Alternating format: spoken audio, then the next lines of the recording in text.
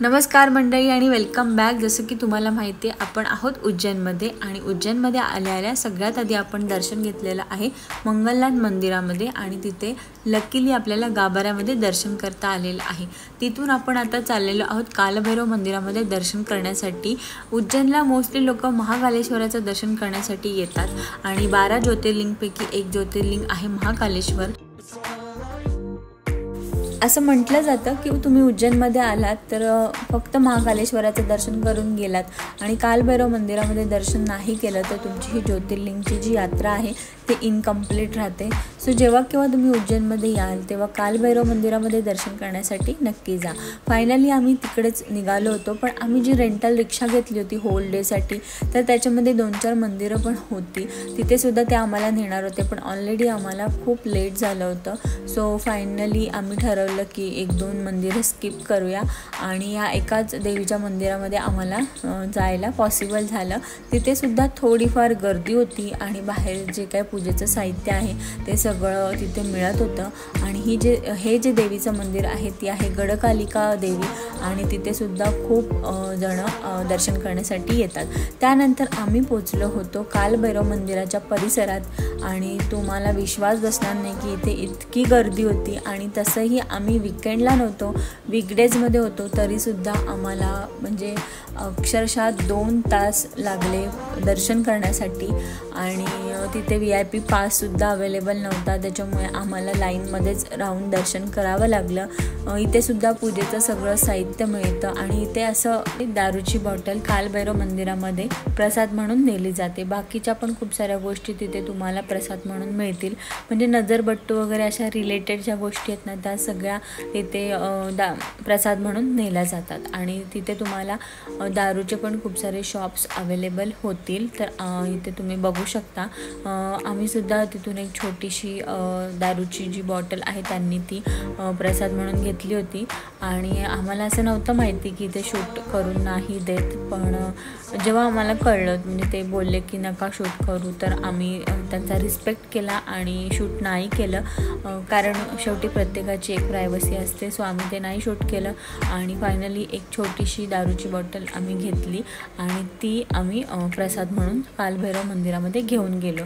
आता तिथे ती प्रथाच आहे किंवा ती गोष्ट इतके वर्ष चालू आहे तर त्यासाठी आम्ही सुद्धा घेतली आणि कालभैरव मंदिरामध्ये तुम्हाला VIP पास वगैरे असं काहीही भेटणार नाही, तुम्हाला लाईनमध्ये राहूनच दर्शन मिळतं तिथे आणि इतकी मोठी लाईन होती। आम्ही गेलो तेव्हा म्हणजे जवळजवळ 5 लाईन होत्या आणि 2 तास आम्हाला लाईनमध्ये उभं राहायला लागलं होतं। पण असं म्हणतात ना आपण दर्शनासाठी तर गेलो तर दर्शन कसं द्यायचं आणि द्यायचं की नाही हे देवाच्या हातात असतं आणि इतकं ऊन होतं आणि इतक्या लाईन होत्या तरीसुद्धा आम्हाला थोडाफार पण त्रास झालेला नाही आहे। इतक्या उन्हामध्ये आम्ही 2 तास उभे होतो, आमच्यासोबत आमचे सासू सासरेसुद्धा होते आणि त्यांनासुद्धा थोडाफार त्रास झालेला नाही आहे। शेवटी देवालासुद्धा आपली काळजी असते, कारण आपण इतक्या लांबून त्यांचं दर्शन करण्यासाठी आलो आहे तर आपली काळजी देवाला नक्कीच असते। त्याच्यामुळे असं जर नॉर्मली आपण 2 तास कुठे उभं राहिलं तर आपल्याला किती त्रास होईल, पण आम्हाला थोडाफारसुद्धा त्रास झालेला नव्हता आणि आम्ही सकाळपासून उपवास पकडला होता आणि जेवण तर अगदी म्हणजे थोडंसं केलं होतं, कारण एवढं काय असं मला आवडलं नव्हतं आणि सासू सासरे पण लाईनमध्ये होते आणि फायनली आम्ही मंदिराच्या एंट्रन्सला पोचलो होतो आणि आमचं मस्तपैकी कालभैरव मंदिरामध्ये दर्शन झालं। अजिबात फोन अलाउड नव्हता, तरीसुद्धा इतक्या गर्दीमध्ये मी हे शूट केलेलं आहे फक्त तुमच्यासाठी आणि छान दर्शन झाल्यानंतर थोडं बाहेर आम्ही थांबलो आणि मस्तपैकी फोटोज वगैरे काढल्या। तर इतक्या लांब आपण येतोय तर आपल्याकडे एक आठवण म्हणून फोटो तर हवा असतो। आम्ही तिथे फोटो वगैरे काढले आणि फोटो काढल्यानंतर बाकीचे तिथे म्हणजे तुम्हाला जर काही गोष्टी घ्यायच्या असतील ना, म्हणजे यात्रेमध्ये जर कसं मिळतं तशा काही गोष्टी बाहेर मिळतात, जर तुम्हाला घ्यायच्या असतील तर तुम्ही तिथे घेऊ शकता। सो तिथे दर्शन झाल्यानंतर म्हणजे आमचे जवळजवळ 2 तास 2-2.5 तास तर तिथे गेलेच। सो ते सगळं झाल्यानंतर अजून पण खूप सारे मंदिरं होते तिथे आम्हाला जायचं होतं, पण खूप संध्याकाळ झाली होती आणि आम्ही एकाच दिवसासाठी हॉटेल घेतलं होतं आणि सगळ्यात महत्त्वाचं दर्शन तर आपलं बाकी होतं। कारण अख्खा दिवस गेला आणि फक्त 2च मंदिरांमध्ये दर्शन झालं. एक देवीच्या मंदिरामध्ये दर्शन झालं, पण अगदी हार्डली तिथे 5-10 मिनटातच आम्ही दर्शन करून निघालो आणि आमची एनर्जी अगदी डाऊन झाली होती. म्हणजे तिथे लाईनमध्ये राहताना आपल्याला काहीच त्रास झाला नाही, आम्हाला कोणालाच त्रास झालेला नाही आहे. पण पूर्ण दिवसभर उभे होतो किंवा ट्रॅव्हलिंग करत होतो आणि रात्रभर प्रवाससुद्धा झाला होता. सो थोडंसं थकलो होतो, सगळ्यांचे असे चेहरे पडले होते, सगळ्यांच्या बॅटरी लो झाल्या होत्या, म्हणजे बॉडीच्या आणि फोनच्यासुद्धा. सो आम्ही डिसाईड केलं की आपण थोडंसं हॉटेलवरती जाऊन रेस्ट करूया. सो आम्ही म्हणजे पूर्ण सगळा डिटेल खर्च आणि काय काय गोष्टी तिथे करू शकता किंवा काय करायला पाहिजे, काय करायला नको, कुठल्या एरियामध्ये हॉटेल घेतलं पाहिजे, हे सगळं मी तुम्हाला सांगणार आहेच. सो फायनली आम्ही आमच्या रूमवरती निघालो होतो आणि इथे काहीतरी रोडचं काम चालू होतं, त्याच्यामुळे सगळं कन्स्ट्रक्शन किंवा तोडफोड चालू होती तिथे. आणि आम्ही असं हॉटेल घेतलं होतं की तिथून आपण महाकालेश्वर मंदिरामध्ये अगदी पायी जाऊ शकतो आणि ते सुद्धा तुम्हाला ब्लॉगमध्ये कळेलच.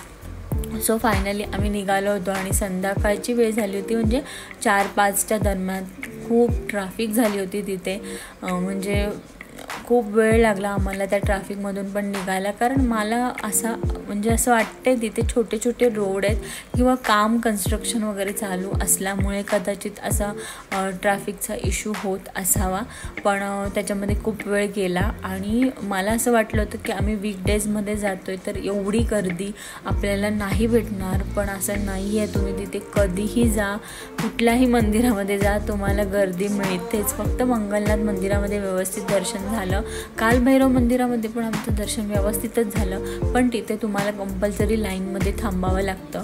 आणि असं पण म्हणतात की वीकेंडला इथे 2 तासाचे 3 तास किंवा 4 ताससुद्धा होऊ शकतात, इतकी लाईन असते. आणि तिथे आजूबाजूला जे काय शॉप आहेत, म्हणजे फुलांचे किंवा कसले काय काय शॉप आहेत, ते सगळे बंद केले जातात कारण इतकी गर्दी असते तिथे. सो आम्ही वीकडेजमध्ये गेलेलो म्हणून आम्हाला ॲटलिस्ट 2 तासामध्ये दर्शन झालं. पण वीकेंडला जर तुम्ही प्लॅन करत असाल आणि कालभैरव मंदिरामध्ये जायचं असेल तुम्हाला, तर तुम्ही या गोष्टीसाठी प्रिपेअर राहा की तिथे तुम्हाला खूप वेळ लागू शकतो.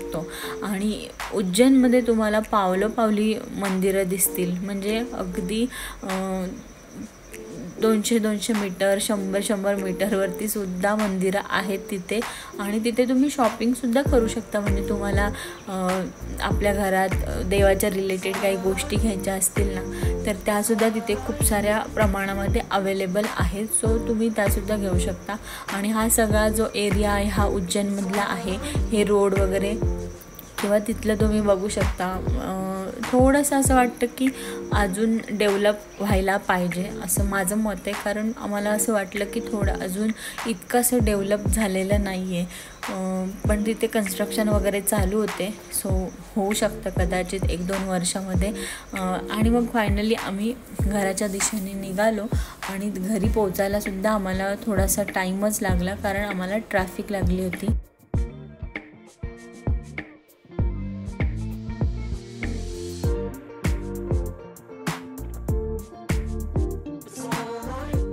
सो आम्ही पूर्ण दिवसामध्ये फक्त 2 ते 3 मंदिरच म्हणजे 2 ते 3 मंदिरामध्येच दर्शन करू शकलो आहे. आणि आमची बॅटरी ड्रेन झाली होती सगळ्यांची.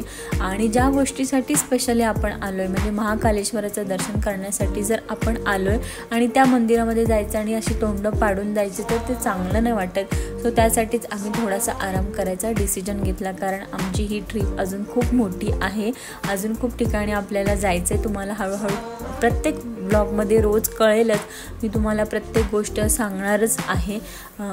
तर आता आम्ही थोडासा आराम करायचं डिसाईड केलं आणि मग आपण अशा ठिकाणी जाणार आहोत ज्या ठिकाणी जाण्याचं आपण स्वप्न बघितलेलं असतं. म्हणजे माझं तर स्वप्न होतं आणि ते स्वप्न सत्यात उतरलं आहे असं मी म्हणेल. कारण प्रत्येकाची एक चॉईस वेगळी असते. कोणाला फॉरेन ट्रिप करायला आवडतात, प्रत्येकाला आवडत असतील, पण माझी मनापासून इच्छा होती की उज्जैनमध्ये महाकालेश्वराचं दर्शन करण्याची.